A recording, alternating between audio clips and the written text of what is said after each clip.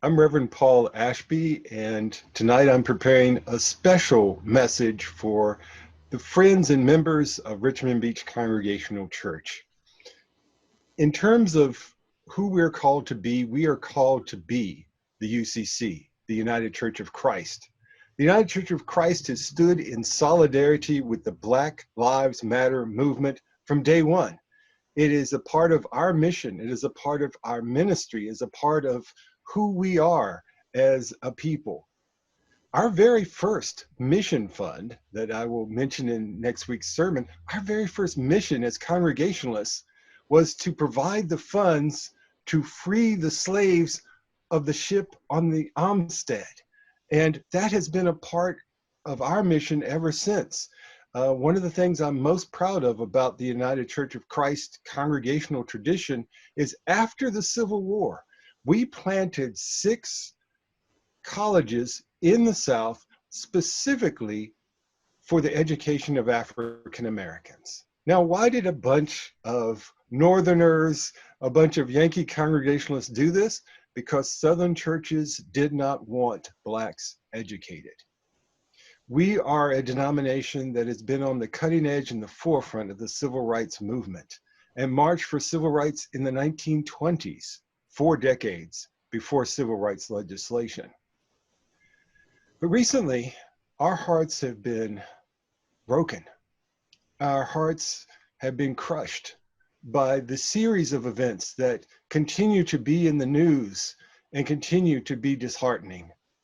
By George Floyd's execution by a police officer on May 25th. We look at that with just shock and sadness and amazement. But we also remember Drayon Reed, a 25-year-old in Indianapolis who died after being shot at least 8 times by a police officer on May 6th. And then on March 13th, many of us knew about the example of Breonna Taylor, who is a 26-year-old emergency medical technician. She is a healer, a person who gives so much to her community. And she was shot 8 times by Louisville Metro Police Department, who entered her apartment carrying a warrant on May 13th. And also the incident with Ahmaud Arbery on February 23rd, where he was simply jogging and he was chased down and shot and killed simply while jogging in Brunswick, Georgia.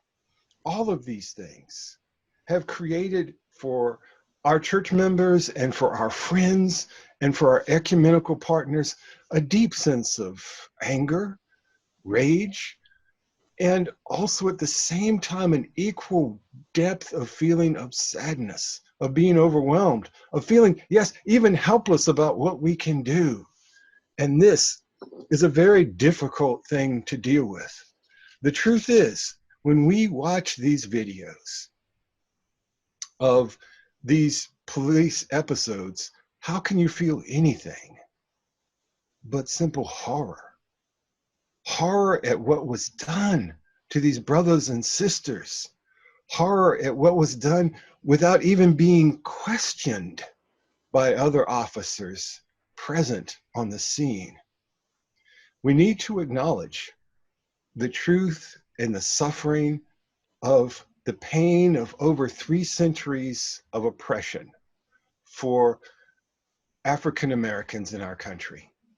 We need to acknowledge, as we have in 4 different book studies, the historical systemic violence against African Americans within American society that continues past slavery, past Reconstruction, past lynchings, past opposition to civil rights, and now into an era of repeated violence against our Black brothers and sisters.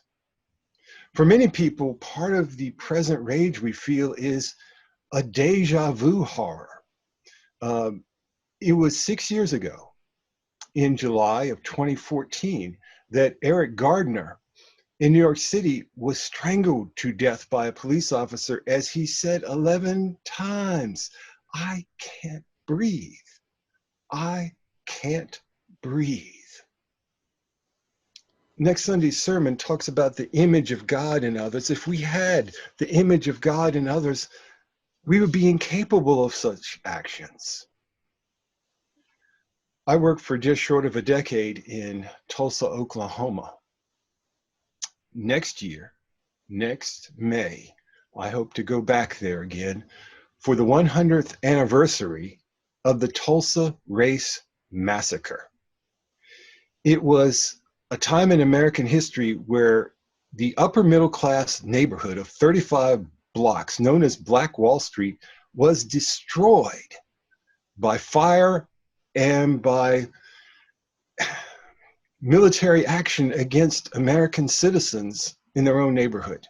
Please look up Tulsa Race Massacre and learn more about this situation, where for the first and only time in American history, American warplanes were used to bomb American cities in the 35 blocks that were completely destroyed in North Tulsa, in what's known as the Greenwood District. We look back upon the 99th anniversary of that this year and realize how far we have to go. They're still trying in Tulsa to identify where the bodies of hundreds of Black people were buried in mass graves. And that is an ongoing project. So together, we acknowledge the crimes committed against our African American neighbors. And we pray for a new day of understanding, a new day of mercy, when we actually hear a person cry, "I can't breathe," and we act, of course, naturally to help them, not to harm them. We pray for a new day of justice. Instead of asking what can be done, we need to ask for police accountability. Too long, we've allowed a sacrifice of generations of African Americans to imprisonment. Too often, we've tolerated massive income inequality in this nation, where 40% of Black businesses were closed during the pandemic, and a higher percentage of African Americans died of COVID-19 than of other white Caucasian groups. So what can we do? What can we do as church members? What can we do as citizens? What can we do as human beings?